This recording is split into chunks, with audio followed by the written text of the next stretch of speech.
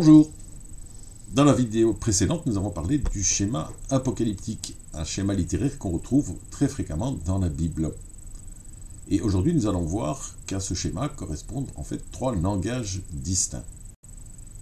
Le schéma apocalyptique, c'est un schéma littéraire en trois temps, qui décrit l'évolution spirituelle d'un individu ou d'un groupe. Il commence par l'âge de l'inconscience, que vient troubler une révélation qui précipite dans le second état, la crise spirituelle. Et une fois dépassé cette épreuve, on accède au troisième niveau, la pleine conscience. Le schéma apocalyptique ne structure pas tous les livres ou tous les passages de la Bible. On va retrouver, par exemple, dans Deutéronome, en majorité, le premier état. C'est le texte de la loi. Et par contre, on va retrouver la crise dans les livres prophétiques de l'Ancien Testament, Isaïe, Jérémie, Ézéchiel. Par contre, il peut être utile pour l'interprétation d'un passage de savoir à quelle étape du schéma apocalyptique il correspond. Et pour cela, la connaissance des caractéristiques du langage associé est précieuse. Commençons par le langage du temps de l'aveuglement, du temps de l'inconscience. Il y a quelques critères qui permettent de le reconnaître presque à coup sûr. Et en premier lieu, la séparation manichéenne du monde en bonnes et mauvaises personnes. Et on le voit bien dans cet extrait du psaume 5. Tu détestes tous les malfaisants, tu fais périr les menteurs. Eh bien, tous ces gens-là, c'est les autres. Mais moi, grâce à ta fidélité, j'entre dans ta maison. Les méchants, ce sont ceux qui ne partagent pas ma foi, ma culture, mes valeurs. Par contraste, moi et les miens, nous sommes les gentils. Et la conséquence de cette polarisation, c'est que nous nous croyons autorisés à faire violence à l'étranger, à l'adversaire. Et cette violence est d'abord verbale. S'il fallait garder un seul critère pour reconnaître ce langage, ce serait l'accusation, la diabolisation, la damnation de l'autre. Ce langage d'accusation autorise à son tour la violence physique. On voit dans les exemples que dans cette logique de confrontation, Dieu sert souvent d'excuse à la violence que nous attribuons à l'autre, alors qu'en réalité c'est nous qui la lui faisons subir. Dieu, dans le langage de l'inconscience, légitime notre violence, parce qu'il est de notre côté. Dieu est souvent assimilé à une forteresse qui nous garantit la sécurité. Il est à la fois celui qui justifie notre enfermement dans une vision étriquée du monde, où tout ce qui est extérieur est hostile et mauvais, et celui qui autorise la violence contre ses autres. Le langage de l'âge de l'inconscience exprime souvent notre obsession pour la réciprocité, la rétribution. D'abord, la violence de l'autre doit lui être rendue avec intérêt. Dès lors, il ne faut pas s'étonner si Dieu reconnaît parfaitement notre droit à la vengeance. Il en est même souvent l'instrument. A l'inverse, si nous sommes prospères et heureux, c'est en récompense de nos nombreuses vertus et de nos actes toujours exemplaires.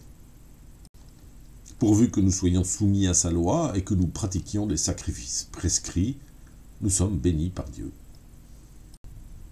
C'est le langage de la loi divine, qui se situe au-delà de toute critique, de toute remise en question. C'est l'âge de l'obéissance aveugle. Le premier langage se caractérise par la grande confusion entre le sacré profane et le sacré divin. C'est le langage, entre autres, de la glorification, voire de la déification du roi. Il serait malhonnête et erroné de réduire ce langage à la violence. Il contient souvent une sagesse reconnue à juste titre comme bonne et vertueuse.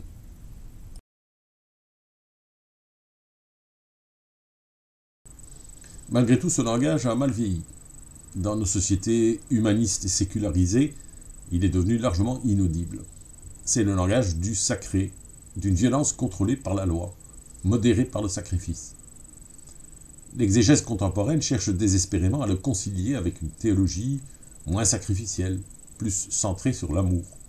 Mais il faut avouer que le résultat n'est pas toujours probant.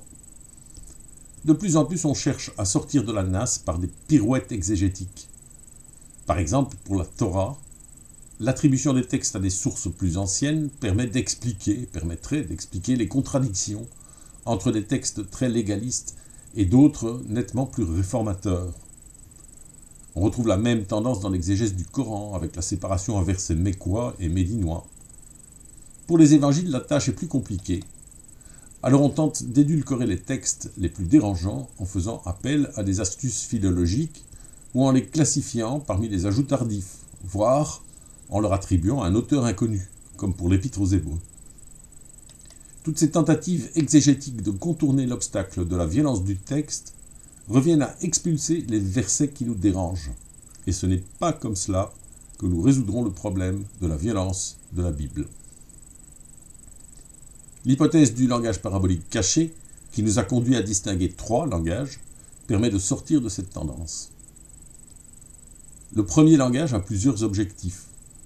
D'une part, proposer une lecture sacrée des Écritures, qui nous maintient dans l'ignorance, mais qui préserve en se faisant la stabilité sacrificielle du monde. Comme l'indique le schéma apocalyptique, la remise en question de ce sacré conduit à une instabilité grave, tant au niveau individuel que collectif, ce que nous avons appelé le temps de la crise. Et c'est pour nous épargner cette crise, potentiellement fatale pour nous, que les textes adoptent la plupart du temps le premier langage. Voilà la nouveauté radicale de l'hypothèse parabolique. Les auteurs utilisent le premier langage en complète connaissance de sa violence intrinsèque. Mais dans le même temps, ce langage contient potentiellement sa propre subversion. La lecture désacralisée permet de faire apparaître la forme parabolique cachée qui retourne la violence du texte contre nous.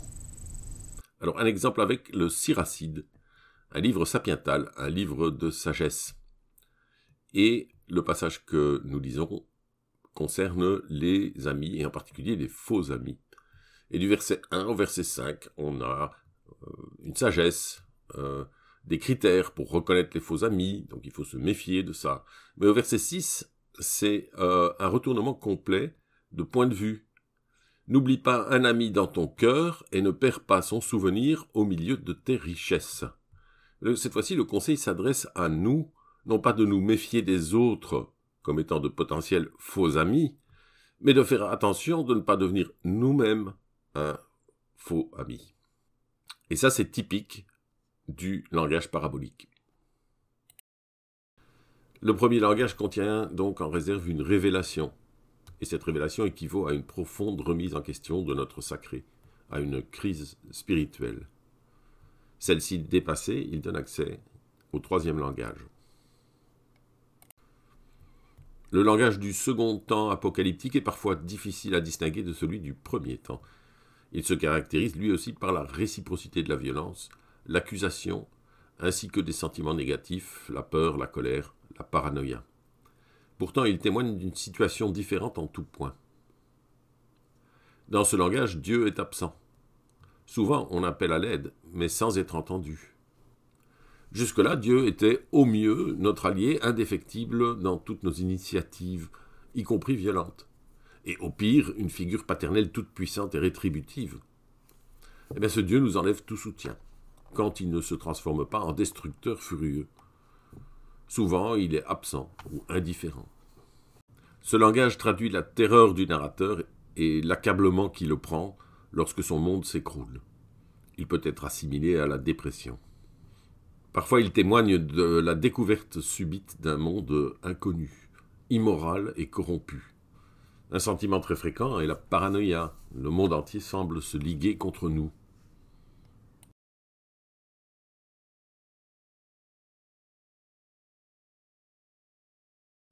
Les malheurs qui s'abattent sur nous, c'est forcément une punition divine. Alors on plaide en vain l'innocence. Mais il n'y a personne pour écouter. La destruction est totale.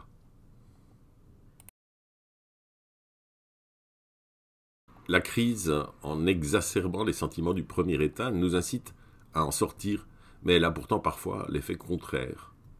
Le ressentiment s'exacerbe alors jusqu'à la haine la plus profonde. Mais parfois, apparaît un début d'interrogation sur notre propre responsabilité dans ce malheur. La révélation dévoile un monde moralement corrompu. Rien d'étonnant à ce que celui ou celle qui soudain voit clair se révolte contre ce monde violent et injuste. La crise est le temps de la rébellion contre l'ordre violent du premier temps. Mais cette rébellion reste enfermée dans l'assurance de détenir la vérité et la vertu. Et d'ailleurs, la crise dure tant que nous n'avons pas reconnu notre compromission à l'ordre violent du premier temps. Alors seulement, nous en sortons. Si nous refusons de nous reconnaître solidaires de la violence du monde, nous nous aliénons entièrement et nous sombrons dans la plus complète misanthropie. La crise, c'est aussi l'heure du choix. Et il faut noter un paradoxe de ce langage de la crise. La plupart du temps, j'interprète la crise comme la conséquence de la révélation. En renversant l'accusation, la crise nous met à la place de l'accusé. Et la voix de Dieu devient colérique et vengeresse. C'est une insupportable épreuve pour nous de contempler cette image dégradée de nous-mêmes. Mais les textes inversent parfois cette causalité. C'est une crise sans rapport avec une révélation de notre violence qui nous plonge dans les tourments spirituels, comme dans le cas d'Élie. Élie précipité au désert parce que ses ennemis cherchent à le tuer et non à cause d'une quelconque révélation. Mais dans le cas d'Élie, cette épreuve est aussi l'occasion pour lui de se remettre en question et de vivre une révélation. Quand il s'agit de la crise apocalyptique, la notion même de causalité semble remise en question, comme si l'événement singulier de la révélation se déroulait hors du temps, comme s'il n'y avait pas de différence formelle entre la révélation et la crise apocalyptique. Les langages des 2 premiers temps apocalyptiques décrivent en termes poétiques ou mythologiques des réalités bien humaines, et qui, sans notre pathologique aveuglement à notre propre violence, seraient parfaitement reconnaissables.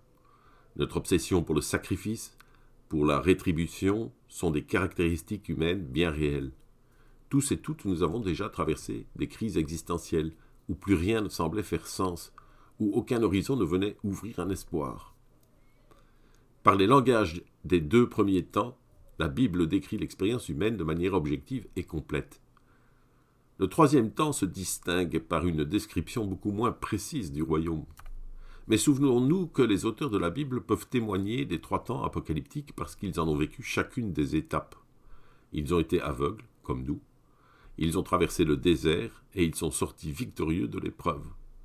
Ils connaissent l'état d'esprit de celui qui a laissé derrière lui la peur, la honte, le ressentiment. Ils nous décrivent un état de joie et de paix.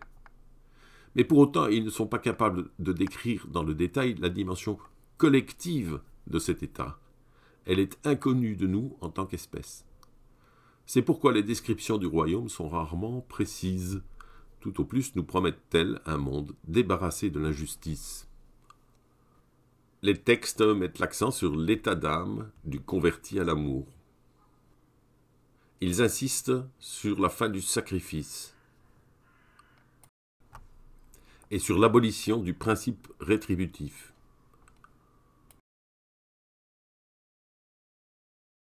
La symbolique du royaume est riche et fait souvent appel à l'existant. Israël, Jérusalem.